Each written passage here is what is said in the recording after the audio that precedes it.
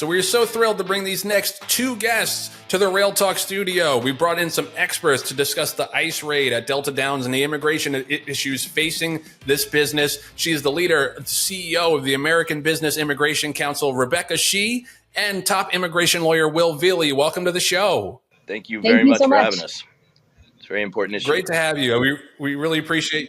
Yeah, we really appreciate you guys making the time. This is going to be a huge service to our listeners, who are a lot of industry insiders who are figuring out how to navigate this system. You know, let's start with the ICE raid at Delta Downs. ICE officials came in and arrested over 80 individuals. It was a surprise raid from as far as I could see. The horsemen didn't have any real tip off to that. I'll start with you, Rebecca. I think people want to know, is this a one-off thing, or can we expect to see more raids like this at other racetracks? What's your sense?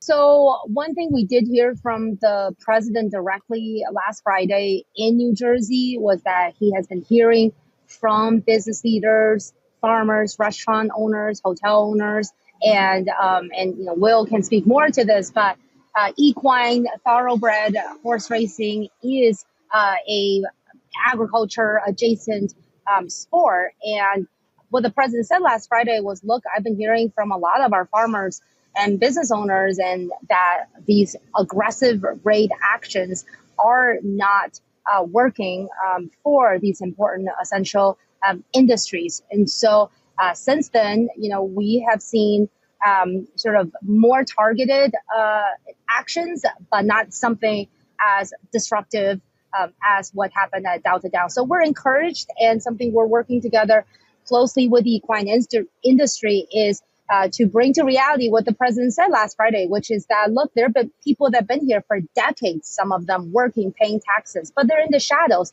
and let's get them a legal work permit. And another question that's coming up a lot in the industry is, what exactly, through these raids, what is ICE looking for? And as an employer, what should we be looking for as far as documentation and making sure that that our employees are here legally, and therefore aren't going to be are going to be outside of the scope of the raids? What employers, what their responsibilities are when they're hiring somebody. There's a very simple form called an I-9. Within 3 days of hiring a person, you have to ask that person to present documents that show legal authorization to work here. There's a list of documents. Once they present those, you give them a good faith visual inspection. As long as they appear to be genuine, then you write down the information. You put that I-9 away.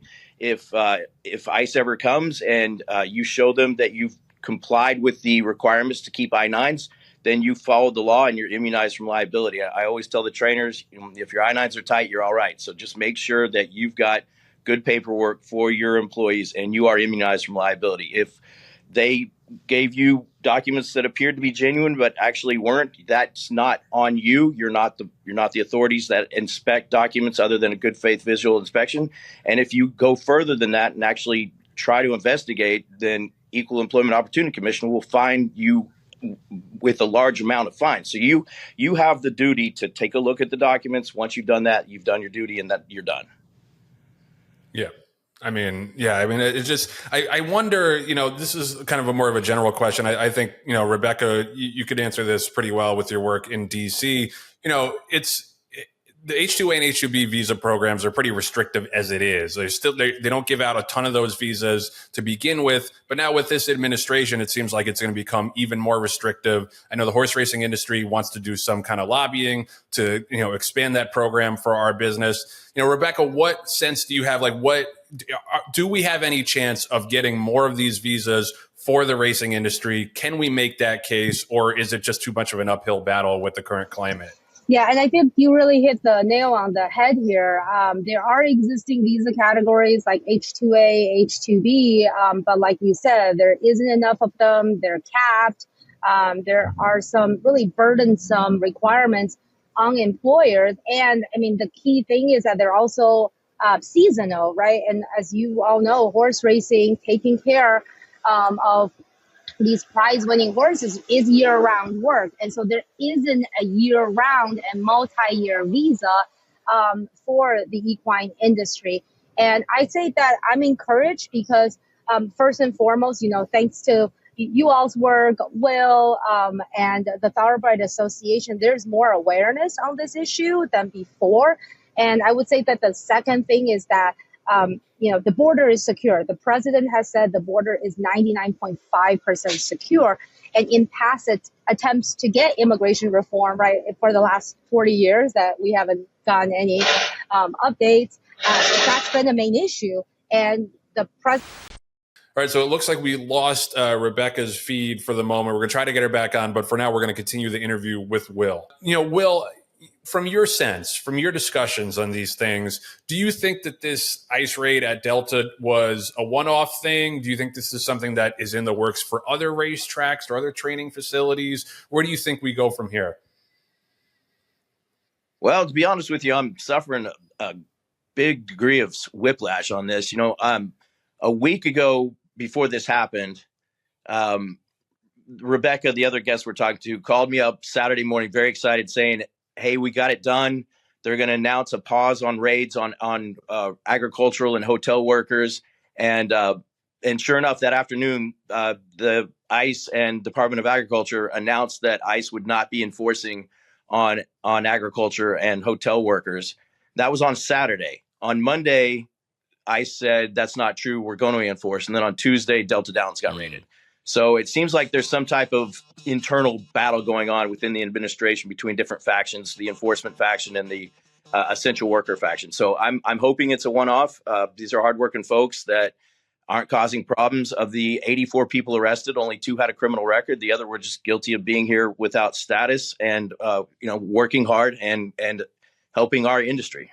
And Will, one of the questions that we get from our viewership is, I have a facility, I have employees. What are my rights when and if ICE comes and knocks on the door? It's my private property. What do they have to show in order for them to be able to come in and interact with my employees? Can you just walk us through maybe like best protocols, for lack of a better term, of what these business owners should be looking at and what they should be contacting their attorneys with? Sure. And I got to give a big shout out to Eric Hamelback with the National Horsemen Benevolent Protective Association.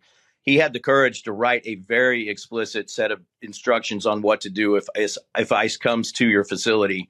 And I recommend that you reach out and take a look at that document. It's very specific.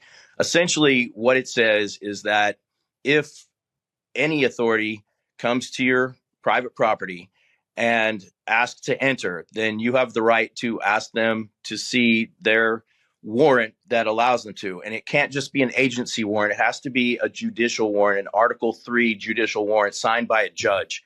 If they don't have that, what the bulletin says is politely decline their entry. If they continue to insist, and it says this in the bulletin, their legal department, Pete Eckebert, their legal counsel, is ready for this. If you reach out to them, they will take a look at the documentation and tell you if it's something that you have to comply with. If ICE continues to insist, just say, "I need to talk to my lawyer first," and they have to. You have a constitutional right to ask for your lawyer's counsel before they can proceed. Yeah. It's great insight. And, there's, we were talking a little bit off air that there's kind of two facets of this. Like we have the H-2A and H-2B visa programs, which do help provide a lot of seasonal workers in the agriculture business, and horse racing is agriculture adjacent, but those are extremely limited and they don't give out that many of them per year. And then the other side of it is, what do you do with people who are already here, who are undocumented?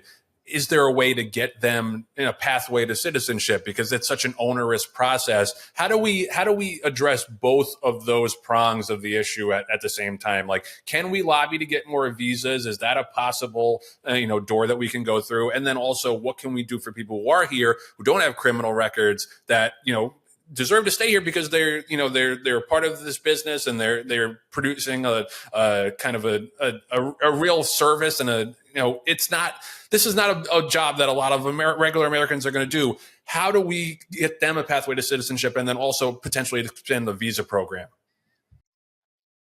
Sure. And I go to all the tracks in the country. My colleague Julio Rubio and I, we walk the barns. We usually go from 6 a.m. till 11 a.m. and say, we're going to give a free legal clinic at the track chapel or at the kitchen after training's over. We have two different phases. We go to the trainers and explain to what they need to do to stay in compliance with the law, which is to keep good I-9s. As long as they have documents in their file that appear to be reasonably genuine, then they're immunized from liability, as long as they have those documents on file. For the workers, I always say there's two types of immigration. There's proactive immigration and there's reactive immigration. Proactive is where the trainer puts a visa program in place. The H-2B program is viable. It's not perfect. It's got a lot of limitations, but it is a pathway to have a lawful staff. And you can get your workers here and put them on a pathway to permanent residence, which takes about 3 years. And then they can become a citizen 5 years after that. So you have there is a pathway that's proactive. The problem is the other type of immigration is called I call it reactive immigration. That's where a person's already here and you have to fix their status if they came in without permission or their visa expired. In that case, there's a very limited number of opportunities for a person to become legal and get on a pathway to lawful status. That's where we're going to need some type of legislative fix or an executive order that says if you're here and you haven't caused any problems and you're working and you have an employer that's willing to sponsor you, then we're going to give you a one-time reset and let you get back into legal status. And after a period of years, you can become, have a more lawful status. If there's some type of work permit, President Trump, through a deferred action program, could say all agricultural workers have lawful status and get a work permit, and not do anything further than just say we're not going to take further action against these folks. If they get a background check, if they have a job and agree to continue working in agriculture, then we're going to give them work permits and let them become lawful status. There are legislative fixes, but it doesn't seem like the will is there yet in Congress to touch that third rail. Right. I just want to ask a quick follow up on that, because I think a lot of people, temporarily breathed a sigh of relief that Trump put out that statement, kind of, condemning is a little strong of a word, criticizing the ICE raids at, agriculture businesses, at hotels, because he owns hotels. And then ICE kind of went and it seemed like went a little bit of rogue sometimes in some of these raids. Do you get a sense that there is some kind of push and pull and some kind of internal conflict between what the president wants and then what ICE ends up doing in the field? I think truly that there are factions inside that are pulling him in two different directions. And depending on who's getting to him on any given day, perhaps that's what's guiding the narrative. Right. I know that there are people inside that recognize the necessity for these essential people to be here in our economy, and they have made progress. But at the same time, I think we all know who is talking to them on the enforcement side, and that narrative prevails pretty often, and probably more often than the reasonableness. Right. Mm-hmm. And Will, you mentioned before, I think off air, that this is one of your specialties, that you work, the horse industry by your own background. You work with trainers. You're on the backstretch, like you mentioned before, trying to educate.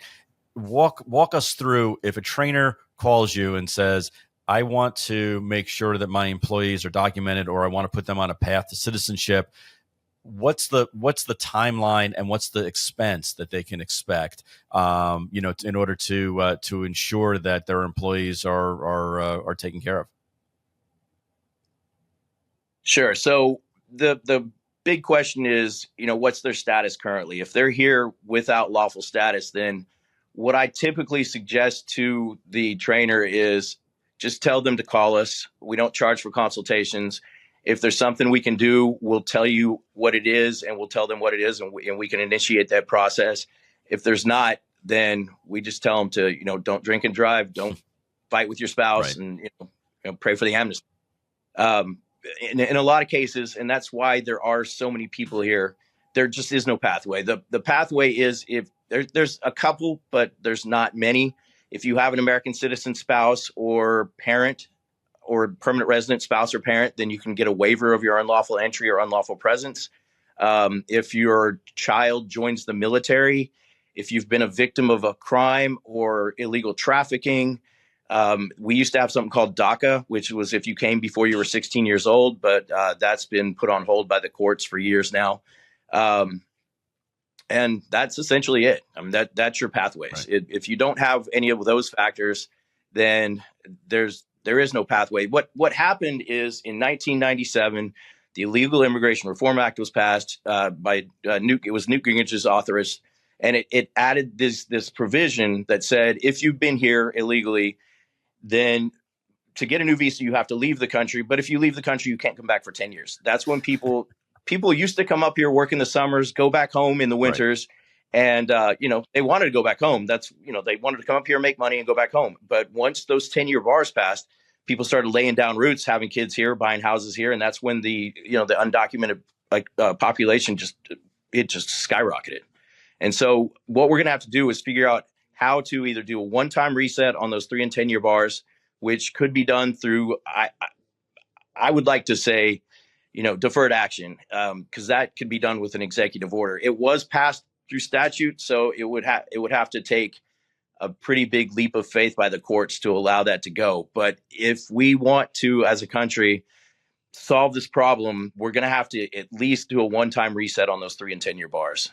Once the border is secure, according to President Trump, the border is 95% secure. They've made a lot of progress getting the people out that have criminal backgrounds. So it's time to take care of the people that are here just contributing to the economy that haven't caused any problems for us. They've just helped us. Yeah. Well, I mean, and that's the whole thing is, this is more of a general question. This is my last question. I think one of the issues is that a lot of people aren't really interested in fixing the problem. Like they just want a scapegoat, and immigrants are a pretty common and easy scapegoat because they don't have a lot of rights. They're not as visible as most Americans. I think people don't necessarily see the humanity of this issue until it touches them, until their neighbor gets deported or their teacher or their babysitter or whoever. Racing is an industry that you would think would have a lot of empathy for immigrants, considering how much and how crucially it's built on immigrant labor. With this raid and with the discussions that you've had with horsemen across the business, do you see that shifting at all? Because we do have some hardliners in this industry. Do you think that it being brought home to them, to their doorstep, is changing their attitude any? Well, I always think of that old adage that everybody hates Congress, but they love their local congressman. I get a call once, twice, 3 times a week from a trainer who you can tell is politically conservative, because they always say, my guy's not like all those other guys coming across the border, those bad guys coming across the border. But they'll say we go to church together. Our kids go to school together. I've known him for 25 years. I could leave $1 million on the ground. He'd never touch it. He's the best working person I've ever met. And then they ask me what I can do. And, I ask those questions. And if there's nothing there, I say, I'm sorry, sir. But, at this point, there's just nothing you can do. I mean, if this continues and enough people are touched by it, then maybe there'll be a shift. But, usually they separate out the individuals from the larger concept. And I see that dissonance all the time, that my guy deserves help, but we're not going to stand up for the other people. And I see it endlessly. Yep. Yeah, it's an empathy gap, I think, is the problem in a lot of these issues. But Will, thank you so much for the time and for helping explain this to us. You're doing excellent. You're doing God's work. I really believe that, and it's not just because you're helping our industry. You're helping a lot of vulnerable people as well. So we appreciate the time and the insight. Thanks so much, Will. Thanks, Joe. Thanks, John. I really appreciate you having me on. Yeah, absolutely. I also want to thank Rebecca Shee, who jumped on earlier and had some technical difficulties. We appreciate her time and appreciate, like I said, the work that you guys are doing.